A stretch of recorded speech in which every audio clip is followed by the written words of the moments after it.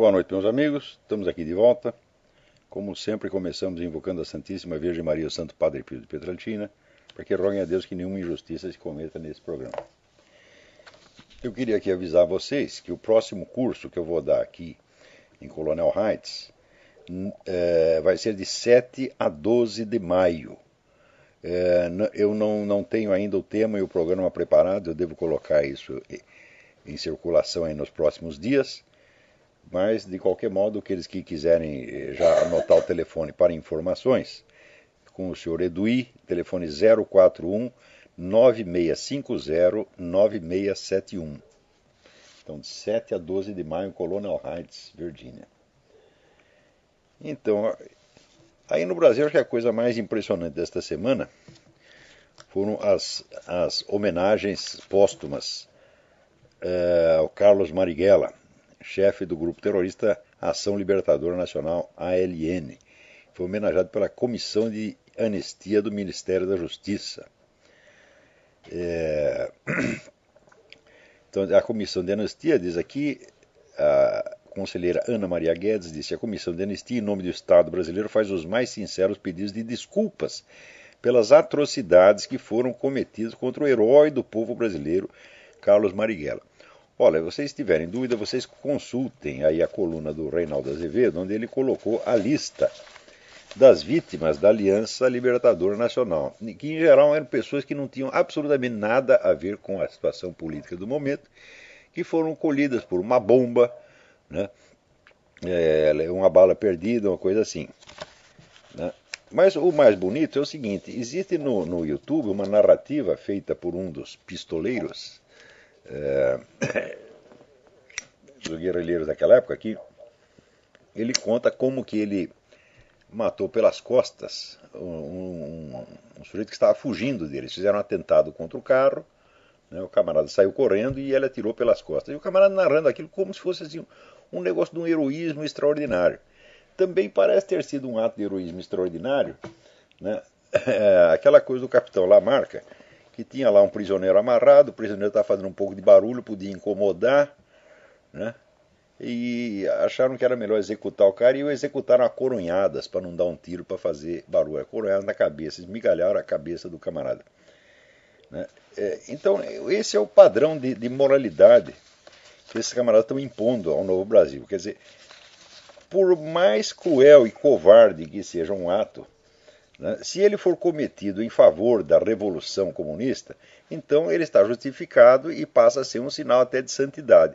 Isso quer dizer que a moral comunista, onde o bem e o mal já não são mais qualidades substantivas que você pode reconhecer no ato, mesmo na materialidade do ato, mas passam a residir na sua relação com os objetivos políticos do partido, esse tipo de moral já foi implantado oficialmente no Brasil. Quer dizer, o Brasil já está vivendo sob, né, a égide da moral leninista.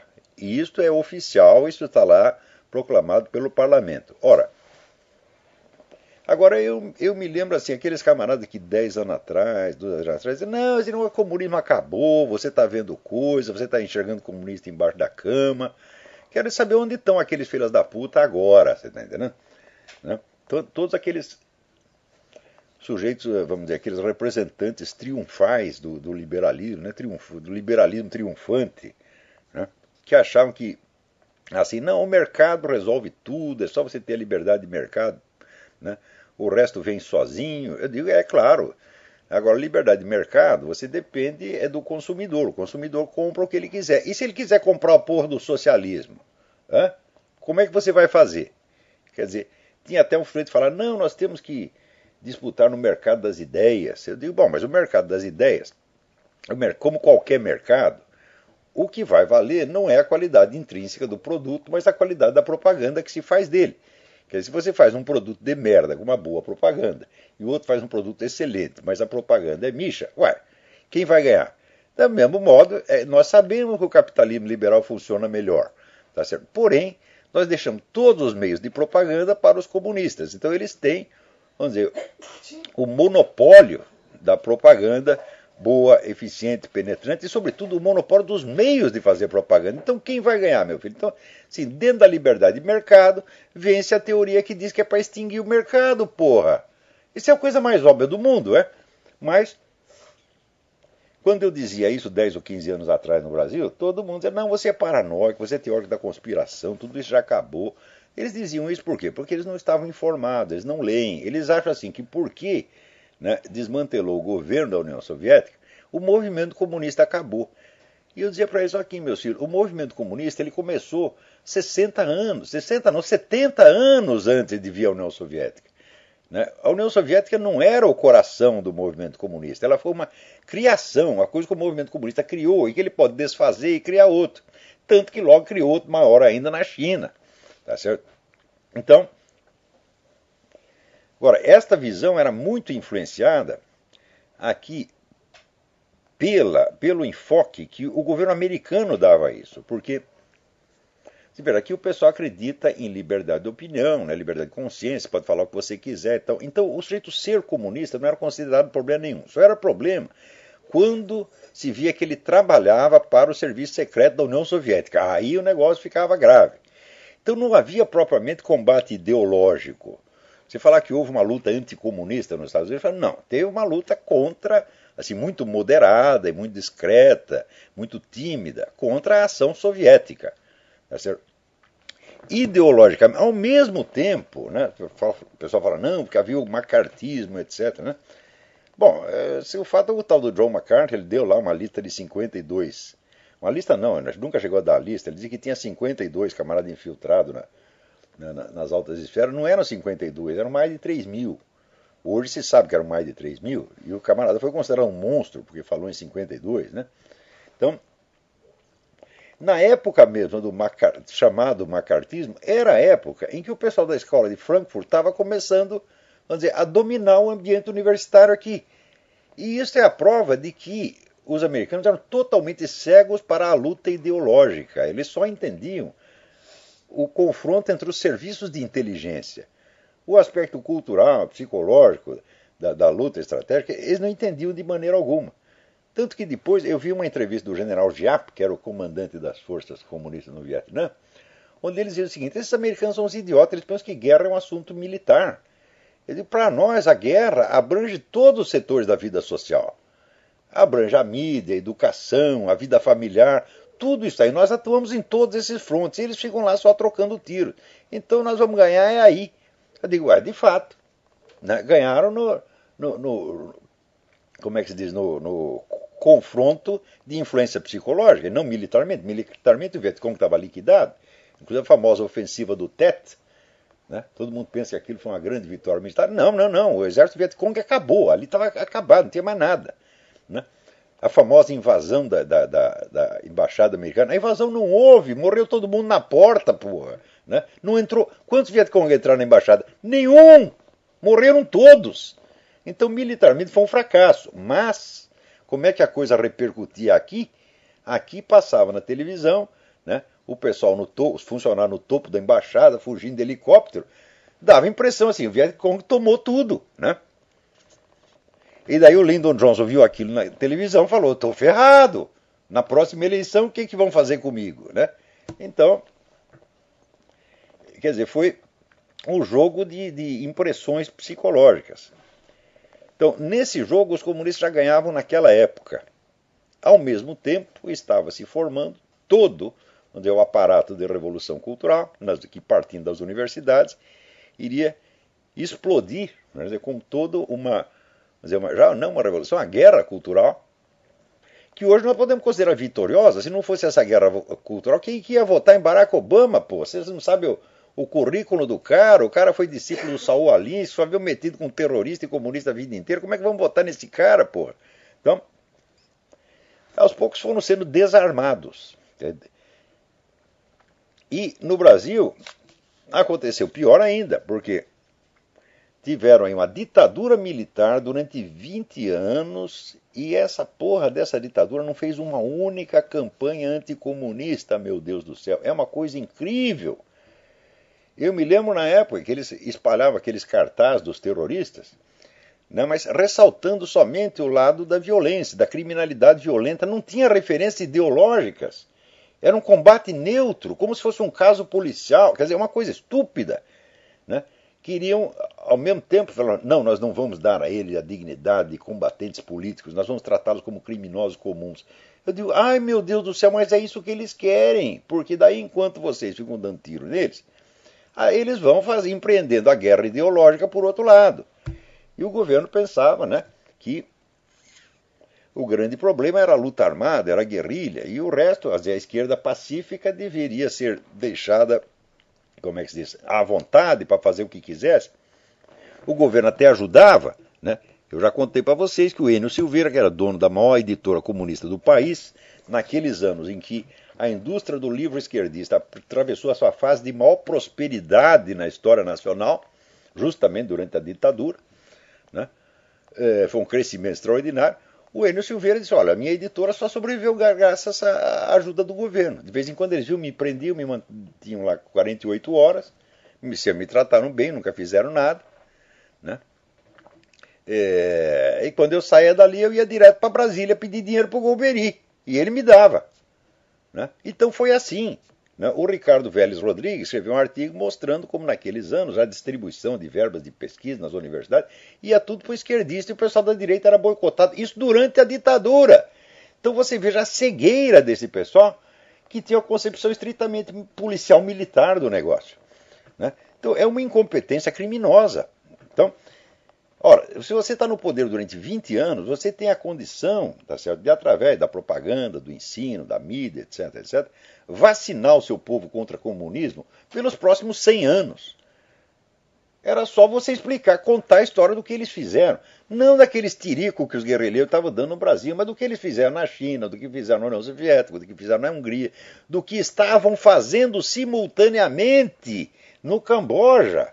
Porque o morticínio do Camboja foi entre 72 e 75. Coincidia exatamente no tempo do nosso período militar, né? E, note bem, esse pessoal aí, todo que estava metido nas guerrilhas, não só nas guerrilhas, mas no suporte, porque quem participava da guerrilha, da operação armada, era um tiquinho de gente. Agora, uma organização terrorista é um negócio enormemente complexo, que precisa ter apoio em tudo quanto é parte. Precisa ter apoio dentro da polícia, precisa ter apoio no sistema judiciário, precisa ter apoio no sistema educacional, precisa ter uma rede de informantes. Então, tudo isso é organização terrorista. Então, para cada terrorista armado, existem pelo menos 100 desarmados. Isso é coisa... Porra, nunca estudaram nada, cara, não estudaram nem Lenin. Então, os camaradas atacavam aqueles que estavam lá, como se diz, pegando em armas, né? Eu digo, tem cara que nunca pegou em arma, né? Pelo seu quartinho de memória, jamais pegou numa arma, nem num estilingue, né? Ele pegava uma máquina de escrever, naquele tempo tinha computador, pegava a máquina de escrever e ficava escrevendo o que os filhos das putas deviam fazer, tá certo? Então, você vê, Lenin, Stalin ainda pegou em arma, mas Lenin nunca pegou numa arma, Lenin acho que nunca deu uma pedrada, né? A arma dele era, naquele tempo, acho que não tinha nem máquina de escrever, era caneta, né? Então, agora, além dos líderes, dos mentores, existe todo o suporte estratégico que é dado também por pessoas que não pegam em armas. Para começar, vamos dizer, e os contatos entre essa gente e os governos comunistas? Eu já contei para vocês que o Ladislau Bittman, que era o chefe da espionagem soviética no Brasil, disse que eles tinham 100 jornalistas na folha de pagamento em 64. Quem são esses jornalistas? Onde eles estão hoje? Como é a história deles? Ninguém quer saber. Então, varre-se tudo para baixo do tapete, né, e dá a impressão que tudo foi o confronto entre um governo militar enormemente poderoso e aquela meia dúzia de guerrilheiro, né, coitadinho, desamparado. Tá certo? Ora, pergunto eu, passado todo esse tempo, dizer, nós acabamos com as guerrilhas, vencemos a guerrilha. Sim, vencemos a guerrilha, mas enquanto isto, os princípios da moral comunista então, foram implantados no Brasil como doutrina oficial. E vocês nada fizeram contra isso. Tá certo? Então, você vê, qual foi o primeiro atentado que fizeram no Brasil? Foi no aeroporto de Guararapes, né? Era para acertar um general, o general estava a 10 quilômetros dali e explodiu um monte de gente no aeroporto que não tinha nada a ver com a história. Não tem história daquele tal do Orlando Lovecchio que soltaram uma bomba no consulado americano.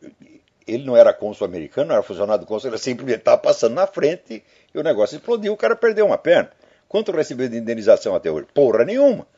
Então, leiam lá a lista das vítimas e vocês vão ver que tipo de heróis eram esses caras, porra.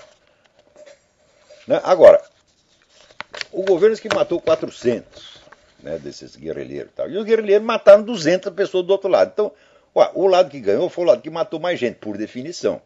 Não é isso? Então, essa é a única diferença. Agora, dizer que esses caras estavam lutando pela democracia, isso é documentadamente falso. Os caras estavam lutando para implantar aqui um regime comunista. Ou você acha que o Fidel Castro ia ajudar a construir a democracia no Brasil? Né? Mas que sujeito bom, quer dizer, para o povo dele ele quer só ditadura, tem 800 presídios cheios de gente, chegou a ter 100 mil prisioneiros políticos. Ah, mas no Brasil nós queremos a democracia, então vamos lá dar um dinheirinho para esses caras fazer a democracia no Brasil. Porra! Quer dizer, a estupidez humana deveriam ter um limite, mas não tem. Né? Então, agora, o fato é que o pessoal da direita se desarmou intelectualmente. Porque até 60, logo depois de 64, você ainda tinha uma certa intelectualidade conservadora. Né? Por exemplo, em torno daquela instituição chamada Convívio, em São Paulo, que publicava uma revista muito boa, dirigida pelo padre Cripa, acho que Adolfo Cripa, se é que eu me lembro. Né? Então, ainda durante o período militar, veja você, artigos publicados na revista Convívio não eram aceitos, né, como bibliografia acadêmica. Hein? Quer dizer, a direita intelectual era boicotada dentro da ditadura, meu Deus do céu.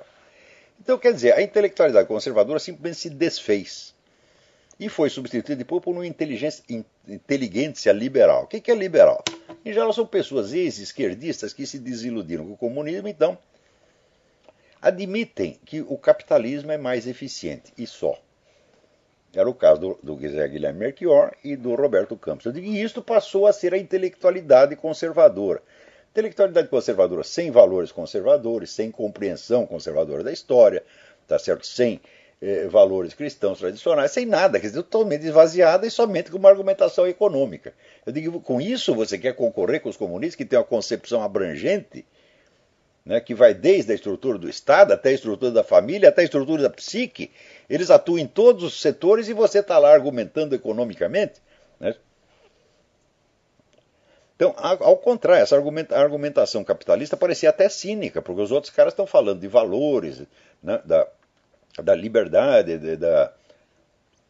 dos direitos humanos, etc. E está lá o liberal fazendo continha, dizendo, nós ganhamos mais dinheiro. Né? Inclusive, você veja, muitos desses liberais, os caras são agentes esquerdistas que se ignoram. Porque eles estão contribuindo, vamos dizer, para solapar todos os valores em que se assenta a sociedade. Os mesmos valores que os comunistas querem destruir, vão lá os liberais e ajudam a destruir. É esse o problema com o tal do Daniel Fraga. O Daniel Fraga é contra o PT e a favor do capitalismo. Ele lá demonstra que o capitalismo funciona, o socialismo não funciona. Ai, quem é que não sabe? Então, só que ao mesmo tempo que é abortismo, que é casamento gay, quer dizer, subscreve todo o programa cultural da esquerda. Acontece que para a esquerda mundial, hoje só esse programa cultural importa. Por quê? Porque os próprios comunistas já perceberam que economicamente o comunismo não funciona, que é necessário reservar uma parte de capitalismo. Então eles não estão mais lutando pela estatização dos meios de produção. Eles estão deixando os meios de produção, em parte, sob o domínio da empresa privada, e eles estão estatizando tudo mais. Eles estão estatizando a educação, as relações familiares, a psique humana, a cultura, a mídia, etc, etc. E deixa somente os capitalistas. Quer dizer, você cria um sistema comunista dentro do qual sobra lá uma meia dúzia de capitalistas de joelhos, como dizia Adolf Hitler. Quer dizer, o que era economia socialista virou economia fascista. E é o que está sendo implantado no mundo. Porque Hitler e Mussolini, que eram um pouco mais inteligentes do que esses caras, eles já tinham percebido que não dá para estatizar tudo. Né? Eles só, nós precisamos deixar o empresário, né, ter alguma liberdade, ao menos para a gente poder lançar a culpa nele. Porque daí a gente faz um programa econômico, se o programa econômico der certo é mérito do Estado. Se der errado é culpa da porra do empresário. Não é isso? Então, o que Hitler e Mussolini já tinham percebido na década de 30, os comunistas vieram a perceber agora. E adotaram o sistema na China. O que é a China? A economia fascista, porra. Quer dizer, que é uma economia socialista que não pretende chegar à fase comunista da estatização completa dos meios de produção, porque sabe que não dá. Então, o que adianta você ficar argumentando em favor do capitalismo se os comunistas já concordaram, porra? Hã? Quer dizer, o que interessa é justamente o lado cultural, a coisa psicológica, etc. Só que aconteceu que quando a antiga concepção conservadora foi sendo substituída pela nova concepção liberal, formou-se então uma nova intelectualidade de merda, constituída de Rodrigo Constantino, assim, gente mal preparada, sem cultura, entendeu? Não tem condição, vamos dizer, de enfrentar nenhum diálogo com os marxistas melhores. Por exemplo, nesses meios liberais, eu procurei, muita gente falou, você já leu Georg Lukács? Você leu a Estética do Georg Lukács? Você leu História e Consciência de Classe? Né? Nada. Então, Lukács é o inspirador, o primeiro mentor da escola de Frankfurt. Ele não chegou a... Tá no mute? Não. Diz que não está ouvindo no Blog Talk Radio. Está ouvindo no Facebook, mas não no Blog Talk Radio. Uai. Tem uma pessoa que disse que não está ouvindo no Blog Talk Radio. Deu algum bode, mas estão ouvindo no Facebook. Então eu vou continuar em Pablo do Colosso aqui. Então... Pode continuar. Então, agora eu perdi o embalo. Muito bem, então vamos voltar. Então, perguntava para aqueles liberais, você leu Georg Lukács? Não. Você leu Max Horkheimer? Não. Você leu Walter Benjamin? Não. Então, do que você está falando, porra? Como é que você vai fazer um confronto com os caras que você não sabe o que eles estão dizendo? Né? Por exemplo, você conhece alguém no meio liberal que estude os novos marxistas da China? Eles não estudam nem Antônio Negri. Eu digo, vocês leram o livro do Antônio Negri? Não. Eu não vou pedir para ler o Zizek, porque daí também já é demais. O Zizek não precisa ler não, porque esse é louco mesmo. Entendeu? Mas o Antônio Negri, ele é louco, mas não rasga dinheiro, tá entendendo? Então, se você não entende o que ele está falando, você não entende o que os comunistas estão fazendo. E o que os comunistas estão fazendo abrange nos seus planos aquilo que você está fazendo. Quer dizer, toda a atuação desses liberais está dentro do cálculo comunista. Então, o liberal, saiba ou não, ele está colaborando. Quer dizer, é o idiota útil que falava o Lenin. Então, meu filho, agora é muito mais importante você discutir assuntos como abortismo, casamento gay, do que discutir economia. Os comunistas sabem disso. Que economia já chegou a um consenso. O pessoal sabe distinguir o que funciona e o que não funciona. Então sabem que a intervenção do Estado tem limites. Eles vão até um certo ponto. E o resto fica lá para a economia privada. Então o sujeito pode lá ter a sua firma, mas é o seguinte, por mais rico que ele seja, ele não pode educar o seu filho do jeito que quiser, ele tem que medir as palavras que ele diz em público, né? Ele tem que prestar suas homenagens aos valores politicamente corretos, ele é um escravo. Então ele está literalmente de joelhos, como profetizou Hitler, porra. Quer dizer, não se trata de destruir o empresariado, mas, como dizia Hitler, de colocá-lo de joelhos. E já está de joelhos, porra. Então, em função disso, você vê essas pessoas fracas, né, esses liberais fracos. Tipo, vou dar até os nomes, tipo Arnaldo Jabor, Mário Sabino, quem mais? Outro que eles não resistem, de vez em quando, fazer uma homenagem a Dilma. A Dilma é maravilhosa. O Arnaldo Jabor diz que até que a Dilma é culta. Puta que pariu, ô Jabor. Que é isso, porra? Mas é por causa disso, eles não têm formação. Eles não têm formação nem marxista e nem conservadora. Eles só leem um pouquinho de von Mises, um pouquinho de Hayek e acham que está resolvido o problema. Eles não conhecem o pensamento comunista nem o pensamento conservador. Então, assim, vocês não são nada na hora das coisas.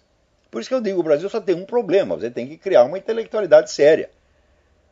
Agora, é verdade que a própria intelectualidade comunista decaiu demais. Tá certo? Mas decaiu, mas não morreu. Mas a intelectualidade conservadora desapareceu simplesmente, não tem. Então esse é o único problema no Brasil. Então, só que a luta cultural é sempre uma coisa de longuíssimo prazo. Não é nem para a duração das nossas vidas, mas é por causa de perguntar, mas vai começar quando? Só que acontece que daí aparece, eu solto essas ideias, aparece um monte de gente que fala, olha, isso é uma boa ideia, nós podemos ganhar uma grana com isso. Então nós vamos publicar livro, nós vamos fazer conferência, etc, etc, e sai tudo, né? E logo tentando me jogar pro lixo para ninguém lembrar que fui eu que falei, que dei a ideia. Então eles estão mais preocupados com isso do que com o futuro do Brasil. Mais ainda, tem muitos desses caras que andaram lendo Ayn Rand e chegaram à conclusão que o negócio é ser egoísta, que o egoísmo é que é o motor do progresso. Então é o seguinte, ganhar o máximo de dinheiro e pôr no cu do outro se for possível. Olha, se for necessário, tá certo? Então fala, mas com essa mentalidade, onde vocês pretendem chegar, meu Deus do céu? Estão se sujando cada vez mais, estão se aviltando cada vez mais. Né? Então no Brasil, o problema já não chegou a ser ideológico. Tá certo? O problema ideológico no Brasil está resolvido, o Brasil já é comunista, pô, acabou. Né? O problema agora é um problema de ordem estritamente moral, quer dizer, é sacanagem, é mesquinharia tradicional do povo brasileiro. Eu tenho estudado esse assunto, pô. Você pegar assim, na nossa literatura, a documentação que existe sobre a mentalidade mesquinha do brasileiro é uma coisa extraordinária. Não é isso? E então, eu lembro, até essa semana me chegou aqui 2 artigos, um que o sujeito apresentou num congresso de história, agora em 2011, e ele se referia ao que um outro camarada tinha falado em 2002, a respeito do Carpo. Eu digo, a única preocupação dessa gente era o seguinte, nós temos que enterrar esse tal de Olavo, porra, tá entendendo? Temos que sumir com ele, né? Ele desenterrou o Carpo, nós vamos enterrar ele, né? Era a única preocupação, a única, meu Deus do céu. Agora, para você ter ideia, eu vou até ler aqui um negócio para vocês, para você ter ideia, não está pronto ainda, quando estiver pronto eu coloco na internet, mas olha, quando saiu o primeiro volume dos Ensaios Reunidos de Otto Maria Carpo, recolocando à disposição dos leitores um dos bens mais preciosos e injustamente esquecidos do patrimônio literário nacional, a inteligência esquerdista, culpada ela própria do esquecimento, reagiu com aquela mesquinharia, aquela baixeza, aquela calhordice que faz dela, no cenário intelectual do mundo, um fenômeno único e incomparável. Não podendo negar atenção ao ressurgimento editorial daquele que foram dos seus ídolos no tempo da ditadura, mas não querendo confessar que sua dívida de gratidão para com ele acabava de ser paga por um inimigo do Grêmio, fez o devido alarde da edição, sem mencionar o nome do preparador da obra, também autor das 700 notas de rodapé que acompanhavam o texto, e de uma introdução de quase 100 páginas, que Alberto Dines, exceção honrosa no silêncio geral, celebrou como o melhor estudo até então publicado sobre o grande crítico austro-brasileiro. Nem todos os enfesadinhos, no entanto, participaram uniformemente daquilo que na época chamei Operação Vaca Amarela. Alguns apelaram a outras formas de boicote. Zenir Campos Reis, no artigo Um Começo, publicado em 2002 na revista Teresa, do Departamento de Letras da USP, chegava a citar o nome proibido, mas só para acusá-la de 2 gralhas tipográficas, praticamente inevitáveis num livro de 800 páginas, e de fazer, a propósito da evolução intelectual do Carpo, conjecturas indemonstráveis, entre aspas. Ele não dizia quais. Nada havia de original nisso. Mais ainda que o silêncio ostensivo recomendado pelo seu Milton Temer, as alusões lacônicas, desprovidas de qualquer explicação, têm sido a modalidade de discurso constante e invariável com que essa gente trata da minha pessoa. O procedimento tem 2 méritos indiscutíveis. De um lado, dá a impressão de que as más qualidades, assim compactamente atribuídas a mim, são coisa tão provada e arquissabida que só um ignorante precisaria de mais de 1 ou 2 palavras para reconhecê-las à primeira audição como verdades finais. Para não passar por burro, o ouvinte faz que sim com a cabeça e fica o duvidoso por certo. Em segundo lugar, o emprego desse expediente confere ao usuário aquela aura de sapiência profunda que a memória ancestral associa à brevidade da fala. Pacheco, o personagem de Essa de Queiroz, descobriu a fórmula: digas pouco para que imaginem que sabes muito. Foi assim que, sem nunca ter dito ou feito nada que prestasse, granjeou fama de gênio. Tal foi o método do professor Reis, como hoje o de Caio Navarro de Toledo, João Carlos Quartino de Moraes e tantos outros. Para não dizer que seu artigo não valia nada, tinha ao menos a utilidade de chamar a atenção para um aspecto do estilo de Carpon que qualquer leitor culto tem a obrigação de perceber à primeira vista, mas que num meio iletrado como é o das faculdades de letras, pode mesmo dificultar o entendimento dos textos e por isso mereceu do articulista um esclarecimento didático em tom de advertência indispensável. Refiro-me ao uso frequente do discurso indireto livre, em que o crítico, explicando as intenções de um autor, assume a palavra em nome dele sem aspas nem citações. Esse é um dos encantos mais típicos da prosa de Carpot. Só analfabetos funcionais podem falhar em distinguir aí, por instinto, o que é a opinião dele, o que é do autor comentado e o que é a ambiguidade proposital, expressão artística de uma dúvida em aberto. De fato, isso é muito gostoso no Carpot. Né? Ele está falando, de repente, ele está falando como se ele fosse o autor que ele está comentando, né? E você às vezes não sabe se ele concorda com aquilo, se ele não concorda, mas é ambiguidade proposital, é muito gostoso esse negócio. O leitor que necessita de explicação para isso já perde 90% do prazer da leitura. Está como o sujeito que na primeira noite da lua de mel peça à mulher que o espere na cama, enquanto ele se prepara estudando um tratado de fisiologia do orgasmo. Não escrevo para esse tipo de leitores, mas o professor Reis parece que não tinha outros, donde concluiu que a inépcia deles era normal. Quanto às conjecturas indemonstráveis, foi preciso passar-se 9 anos para que finalmente eu soubesse a que se referia aquela expressão, em si mesmo um primor de imprecisão vocabular. Conjecturas não se demonstram, confirmam-se ou impugnam-se, e a confirmação ou impugnação é que por sua vez se demonstra. Descobri o sentido da insinuação graças ao comunicado Reacionário Progressista, a disputa acadêmica e editorial em torno da memória de Otto Maria Carpot, de Eduardo Gomes Silva, apresentado ao 26º Simpósio Nacional de História, da Associação Nacional de História. A sigla é ANPU.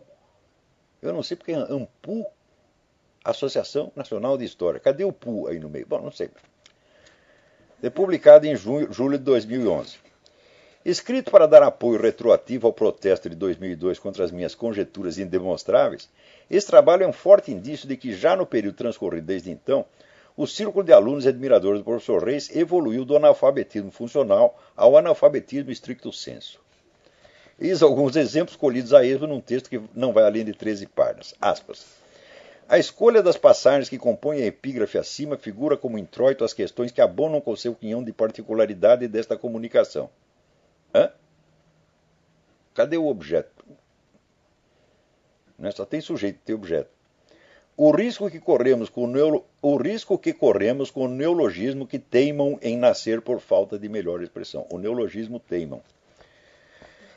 Seus posicionamentos contraditórios pouco avançam a convenções. Complementa esse vultoso corpus os artigos e livros de expresso caráter político. Quer dizer, os artigos complementa, e assim por diante. Né? O escasso conhecimento da língua portuguesa não impede que o autor da coisa mostre algum domínio do jargão academês que neste país substitui com vantagem qualquer dose de ciência faltante num cérebro alimentado por verbas públicas. Né? Compromisso metodológico, visão dinâmica, simplificações normativas e expressões similares ilustram o que estou dizendo. Né? Comprovando suas qualificações, o autor não se omitiu de exibir também aquela cota mínima indispensável de falsa cultura, sem a qual não se avança na profissão acadêmica, ao botar banca com o prestigioso termo alemão errado. Os Zeitgeist, espíritos da época. Zeitgeist é singular, plural é Zeitgeisten. Então, assim vai. Quer dizer, essa mania de fazer citações, usar palavras em línguas que o sujeito desconhece. Né? Outro dia era o tal do Vladimir Safatli, que veio mais com aquela safatleza, né? De falar argumento ad hominem com N. Eu digo, escuta, gente, 50 anos atrás, se o sujeito fizesse uma coisa dessa, uma vez na vida, ele estava liquidado para sempre. Isso não se faz, porra. Hã? Eu me lembro, quando eu comecei a trabalhar no jornalismo, tinha um grande editor de texto, grande, chamado Ciro Franklin de Andrade na Folha. Né? E o Ciro pegava as matérias do repórter e fazia lá as correções, e quando aparecia um treco desse, ele recortava e pendurava no mural, para humilhação pública do desgraçado. Você está entendendo? Então eles faziam uma vez, 2 vezes, 3 vezes. Na terceira vez estava na rua. Agora, esses camaradas, professores de universidade, que são líderes intelectuais, eles faziam uma atrás da outra. E já ninguém liga. Por quê? Porque não tem quem os fiscalize. A audiência é mais burra ainda do que eles, meu Deus do céu. Então, o que você espera, né? Pessoas, você acha que o Brasil vai melhorar? Não vai melhorar. Né? Por quê? Veja, os intelectuais, por definição, são pessoas mais inteligentes do que a média. Se os intelectuais são assim, você imagina onde está a média, porra. Né? Agora, você pensa que isso acontece na Zâmbia? Na Serra Leoa? No Paraguai? Não. Né? A Zâmbia, eu estava lendo outro dia, a Zâmbia está no franco progresso, olha lá, os caras estão ganhando dinheiro, estão indo para frente, tem boas universidades, tem a Universidade da Zâmbia na lista das melhores. Né? Eu digo, porra, então passou o tempo que você se referia à Zâmbia como se fosse o cu do mundo. Não, o cu do mundo é aí. E olha que é um cuzão, o tamanho do negócio. Tá entendendo? Vocês estão lá, vocês estão que nem aquele sujeito que vocês viram no YouTube, o sujeito estava limpando o cu do elefante, e o elefante decidiu sentar. Né? E o cara ficou lá dentro atolado. Quer dizer, foi sorte dele, porque se não entrasse ele seria esmagado. Mas vocês estão no cu do elefante, gente. Vocês não perceberam ainda, não? Quer dizer, a coisa é muito desmoralizante, é terrível o que está acontecendo no Brasil. Não tem paralelo na história do mundo. Quando você fala que foi uma onda de estupidez que se abateu, sim, nos anos 30, por exemplo, o pessoal acreditar naquela pataquada nazi-fascista, então fala, bom, é um vexame intelectual. Fala, porra, mas os intelectuais nazifascistas sabiam escrever. Se não soubesse, ninguém ia levar os caras a sério, levava a sério justamente porque escrevia bem, era uma pessoa inteligente. Então, quer dizer, a estupidez estava no nível ideológico, mas não no nível gramatical, não no nível lógico elementar, não é assim. Né? Agora, você vê que coisa. Mais para dentro o cara vai discutir, daí que eu descobri o que eram as tal das conjecturas indemonstráveis. O menino não entendeu o negócio, né? Porque ele disse que havia uma disputa acadêmica para saber se o Carpo era de direita ou de esquerda. Eu falo, nunca existiu nenhum, porque o Carpo era evidentemente de esquerda, pelo menos nos 20 anos finais da sua vida. O que havia dúvidas, e que eu coloquei ali no meu trabalho, na minha introdução, é o seguinte. É se no período que ele viveu na Áustria, né, qual era a posição ideológica dele. Por quê? A turma da esquerda dizia que ele sempre foi um intelectual progressista, etc., etc., que havia apoiado o governo autoritário do chanceler Engelbert Dollfuss só no ponto do combate ao nazismo. Eles só eram aliados neste ponto. Né? E que, no mais, ele era um cara da esquerda. Isso era a versão oficial que circulava a respeito do Carpo. O próprio Carpo não gostava de falar da vida dele na Áustria. Ele botou uma tampa naquilo lá e não se falava daquilo.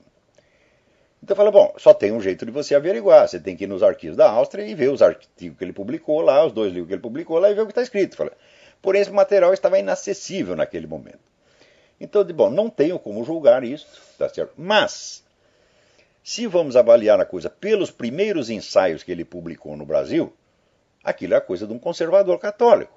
Né? Então, quer dizer que ele mudou de ideia no Brasil.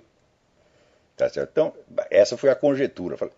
Conjectura indemonstrável, eu falo, mas eu não estou pretendendo demonstrar uma conjectura, eu estou dizendo que precisa pesquisar o negócio. Que os indícios mais fortes são de que ele fosse realmente um cara da direita na Áustria. Bom, muito bem, naquela época eu não tinha. Agora eu tenho os 2 livros dele, que ele publicou na Áustria. Né? Eu tenho e li e sei que ele é um cara conservador. Né? Ele não era um progressista que se aliou ao Dollfuss só do ponto do antinazismo. Não. Ele se converteu ao catolicismo e se transformou, vamos dizer, num porta-voz. Era uma espécie como se fosse um... Não tem ponto de comparação, mas ele seguia muito Georges Bernanos, né? Era aquele conservadorismo romântico católico, né? Foi a isso que ele aderiu.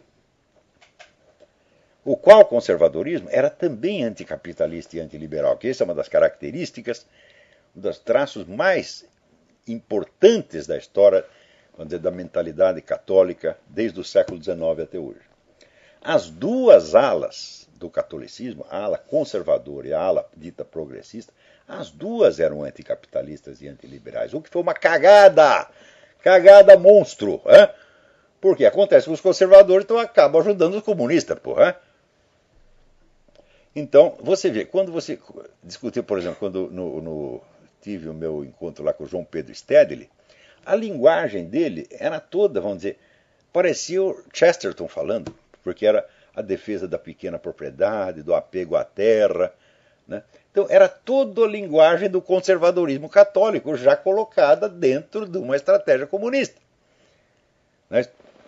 Então, eu sempre achei, vamos dizer, que a igreja condenar o liberalismo capitalista moderno era loucura, loucura completa. Nunca devia ter feito isso. Até escrevi na revista Bravo um negócio dizendo, olha, as teorias modernas sobre o capitalismo, do von Mises, etc., etc., se Santo Tomás de Aquino lesse aquilo, ele ia aprovar integralmente. Tá certo? Mas, já a doutrina social da igreja sempre condenou, né, o capitalismo egoísta e, né, também os regimes totalitários, etc. Quer dizer, defendia a propriedade privada, mas em termos mais ou menos medievais, feudais, tá certo? E continuava tendo, vamos dizer, o mesmo preconceito contra o lucro, né? Quer dizer, bom, sempre uma empresa não pode dar lucro, é melhor que ela feche, porque vai fazer o quê, né? Então, e também não entendia, aliás, o grande historiador Alain Besançon assinala isso, que a sociedade liberal ela é feita de uma administração de conflito. Ela tem que ter conflito permanente, o conflito tem que ser administrado. Ora, na Idade Média, a igreja sabia administrar perfeitamente os conflitos, por exemplo, dela com o Estado, os conflitos entre os vários poderes regionais, etc, etc. Acontece que quando veio a modernidade, a igreja simplesmente não parou em pensar, peraí, como é que nós vamos agora administrar os conflitos dentro da sociedade capitalista liberal? Nunca pensou nisso. Então ficou sonhando com uma sociedade medieval que nunca existiu, que era uma sociedade monolítica sem conflitos. E daí criou toda essa visão romântica, que é inclusive do Bernanos, Charles Péguy, né, que eram os conservadores católicos. E com isso botou lenha na fogueira do comunista, porra. Então o mundo é feito de, olha, Max Weber dizia, a história é o conjunto dos resultados impremeditados das nossas ações. A história é o resultado das cagadas impremeditadas, isso que é, né? Então, era isso que ele estava discutindo ali no Carpo. Então, a conjectura que eu fiz, que era, não é conjectura indemonstrável, toda conjectura é indemonstrável por definição, o cara não sabe escrever também, né? E pior é o seguinte, o cara dizia, não, nós temos que fazer estudo baseado em documento, papapá. Onde estavam os documentos? Os documentos do Carpo estavam todos na biblioteca que este Zenir mesmo dirigia. Isso foi em 2002. Se o Zenir fez alguma coisa com esse documento até agora, não fez. Você fez? Não, ele também não fez.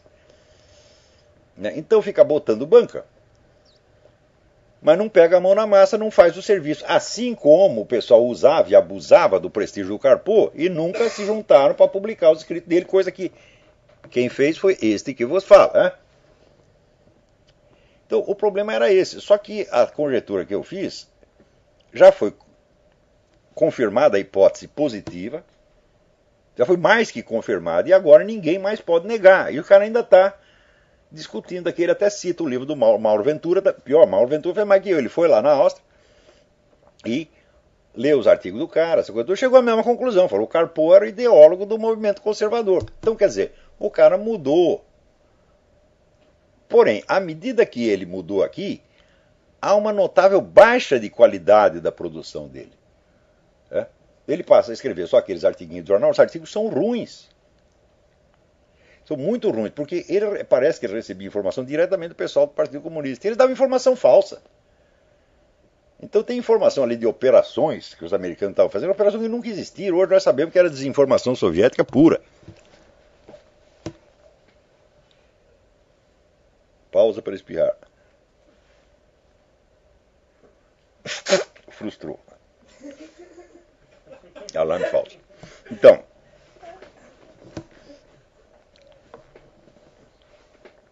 quer dizer que a hipótese que eu levantei ali já está inteiramente confirmada. Mas o cara não pode dar o braço a torcer, a reietice. Eu digo, mas escuta, tem cara no Brasil que é muito mais direitista do que eu. Por que eles não cismam com o fulano? É simples, porque o fulano é burro que nem eles. Então eles têm uma certa irmandade, tá entendendo? O que eles não aguentam é o seguinte, esse porra do Olavo, ele estuda, ele sabe o que está falando, ele nos humilha na discussão, então nós temos que acabar com ele, porra. Quer dizer, é aquele complexo de inferioridade monstruoso, que você só vê no Brasil. Né? Eu digo, escuta, você quer competir comigo? Então você estuda, porra. Né? Por que eu não vou, né, subir num ringue e lutar com algum cara aí, sei lá, esse Saint-Pierre, como é que chama o cara?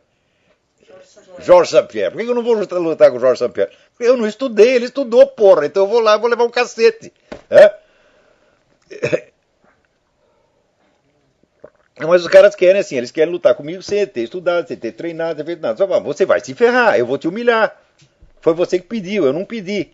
Você vê, eu humilho meus alunos? Eu faço isso? Não.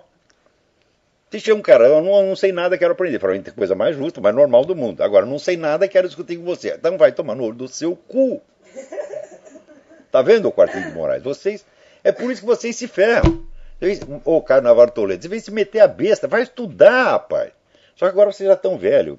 Pior que, né, acho que não dá mais tempo. Agora, aqui esta semana aconteceu um negócio extraordinário. Né?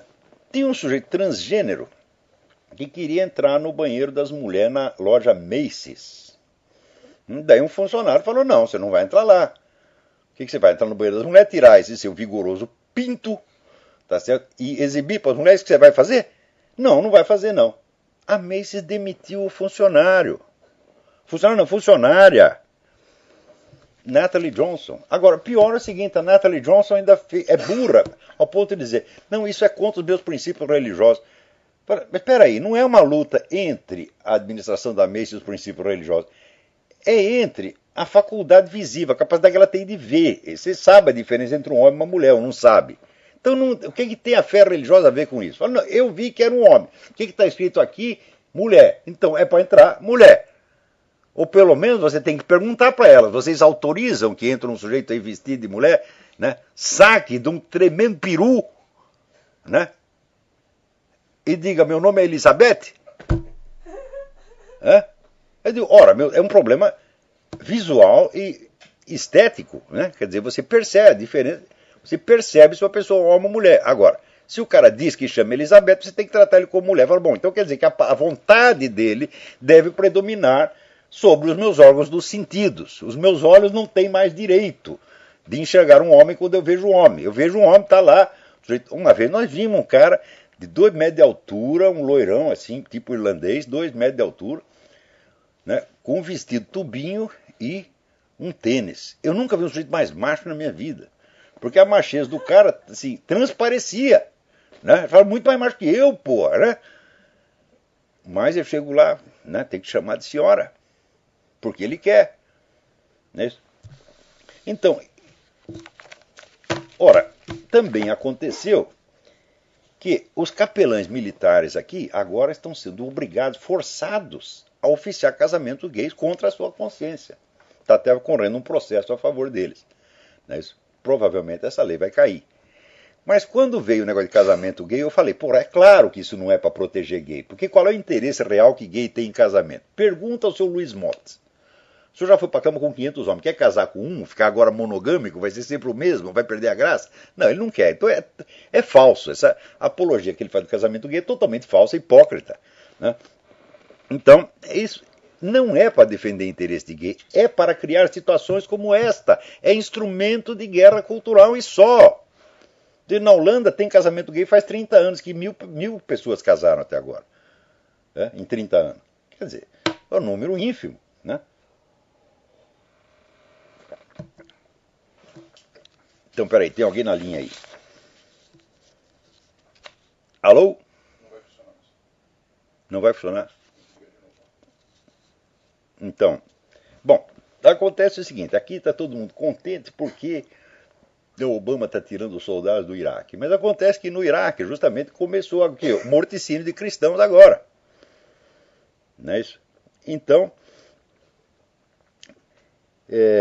você vê, parece que 500 mil de cristãos já estão saindo do Iraque para fugir de perseguição. Né?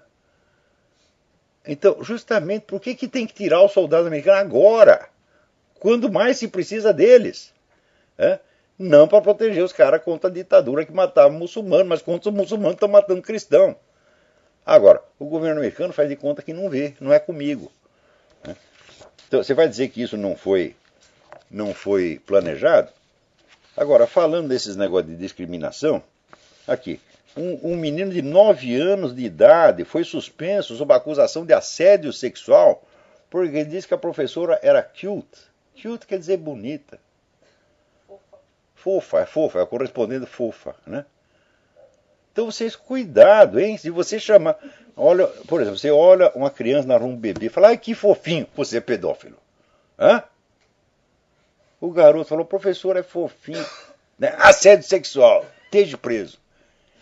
Quer dizer, todas essas coisas são inventadas para criar estas situações, para jogar todo mundo contra todo mundo, criar insegurança e ampliar cada vez mais o poder de intervenção do Estado em todos os setores da vida humana. É feito só para isto, gente. E vocês caem e ficam discutindo o mérito moral, falando, não, casamento gay é imoral.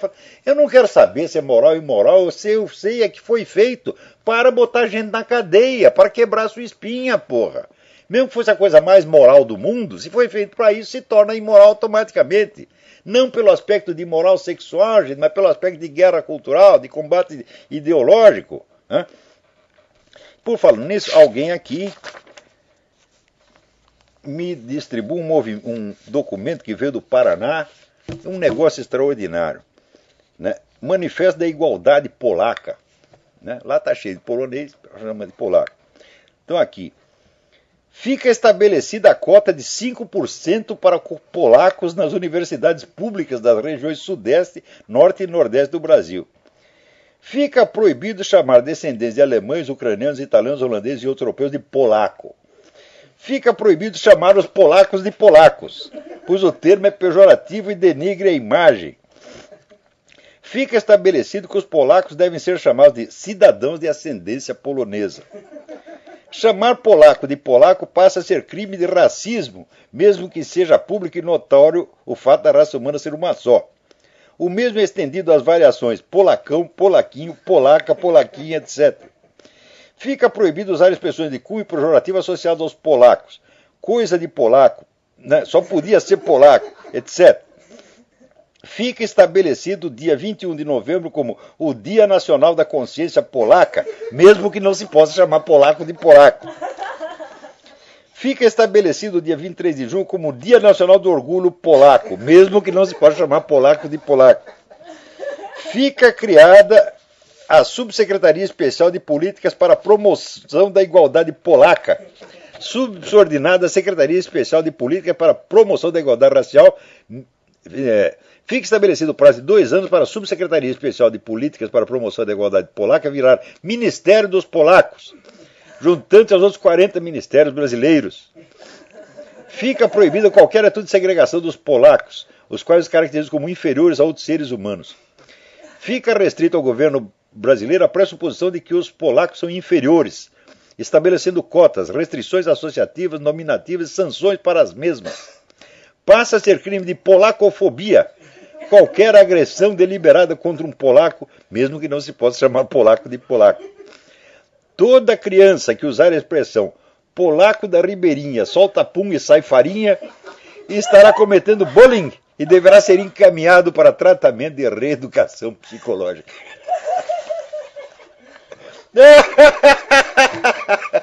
É maravilhoso, né?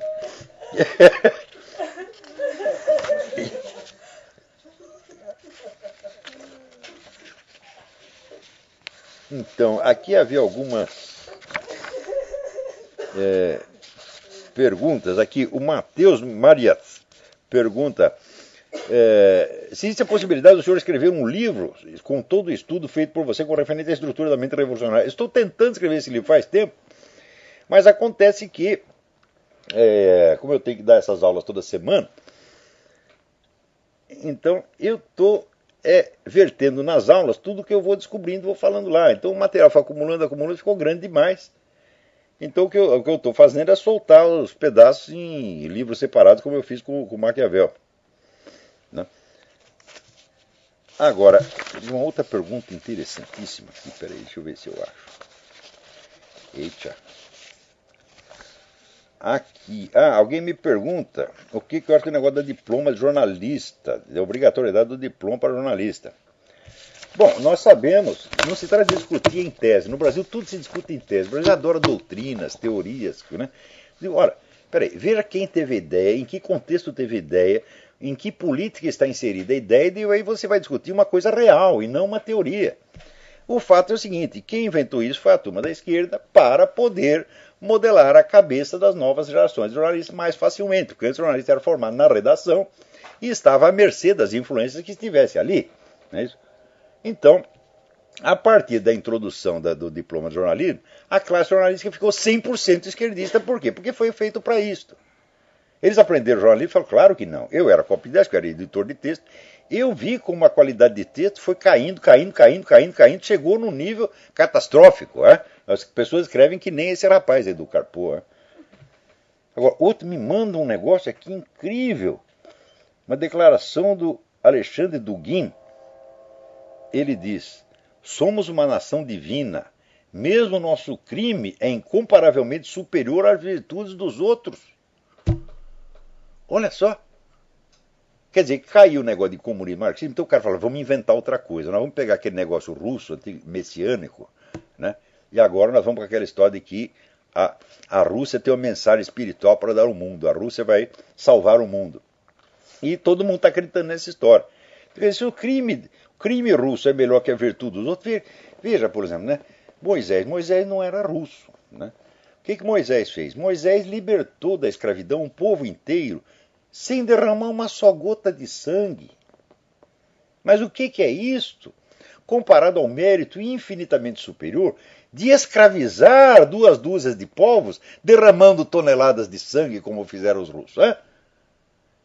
Quer dizer, olha, nós estamos chegando ao ponto... Como é que o cara fala um treco desse e não é internado imediatamente? Né? Quer dizer, o seu crime é melhor que a minha virtude. Fala, mas quanta gente não pensa assim? O próprio Dostoiévski encontrou na cadeia um monte de gente que pensava assim e mostrou que o revolucionário pensava assim. Né?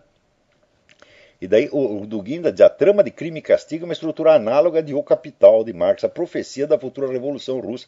Sim, a profecia, mas dizendo que a revolução vai ser uma merda. Aliás, como eu li no próprio Karpov, para ver o que... Né, aqui o Leandro Conde disse que o Karpov ajudou muito na formação do pensamento marxista brasileiro. Né? Está lá no livro do Karpov, O Caminho para Roma, Wege nach Rom. Ele diz, Karl Marx é um profeta, mas é um falso profeta. E é assim. Quer dizer, isso é o que ele pensava de Karl Marx. Agora aqui também, de fato, o crime e castigo trata da revolução. Só que mostra que a revolução é, vamos dizer, um morticínio, um negócio sangrento, feito sob falso pretexto, criado, às vezes, usando como pretexto problemas e dramas que os próprios comunistas criaram, está sendo um negócio do, né, criar dificuldade para vender facilidade. Criar dificuldade para vender facilidade é exatamente o que os caras fazem no livro do Dostoiévski, Os Demônios. Né? E outra coisa, a trama de crime e castigo é a Revolução Russa. Como é que termina crime e castigo? Termina com o criminoso, que se achava o gostosão, ajoelhado pedindo perdão dentro de uma puta. Por quê? A mulher era puta, mas é o seguinte, ela ia na igreja, ela rezava e ela não fazia mal a ninguém. E ele, que era o gostosão, o intelectual, etc, era um criminoso. Então ele pensava exatamente o contrário do Dugin. Como eu cometi um crime, eu sou um cara inferior a uma puta.